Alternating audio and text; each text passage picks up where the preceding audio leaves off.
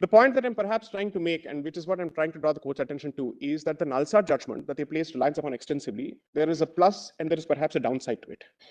The plus is that judgment must be read in its context. And the issue was the recognition of a third gender. That was what it was limited itself to. And therefore, to extrapolate the findings of the particular judgment, which primarily concerned itself with self-perception, self-identification in the context of gender identity, to extend it to a marital transaction or a marriage-like transaction, is to read a judgment for what it is not.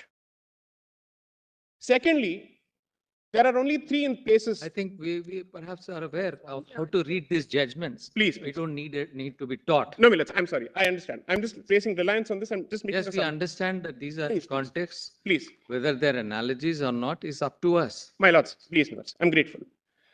The second point is, in fact, on a closer reading of this particular judgment, certain inconsistencies emerge between the two opinions of the very same bench in terms of what constitutes sexual orientation, what constitutes gender identity.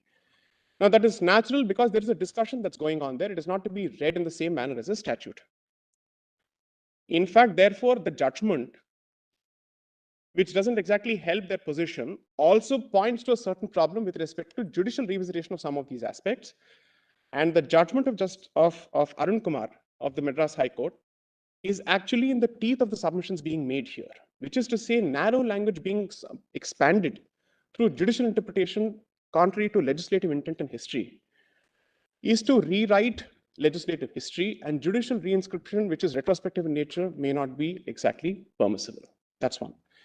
Then, Millards, the submission with respect to international law, all the general instruments apart, the Yogyakarta principle, specifically clause 24.e, specifically leaves it to countries to decide if they wish to have recognition with respect to marital unions. So it's not as if there is some kind of a binding precedent here, or there's no international instrument that says that you shall. I'm not arguing for it should not be. Kindly let this caveat is important. I'm simply saying, if the door of judicial intervention in this matter is open for one case, even though the cause may be worthy, what does it do for the future? Because ultimately, it's not just a question of one matter. It's a question of the future as well. So therefore, there are specific aspects that relate to the issue in question, and there are general aspects that relate to the separation of powers and societal participation that go well beyond this matter. In light of this, my lords, my only humble submission is that there are other issues to be dealt with, and allow me to just point this out and use this particular forum to advocate only one aspect. Having actually engaged with certain transgender activists and also having worked with them, I know for a fact that one of their biggest problems is trafficking, them being pushed into prostitution, them not having legitimate livelihoods. I am not reducing or dismissing anybody's concerns with respect to what is their priority. Let me clarify that. I'm not making that submission at all.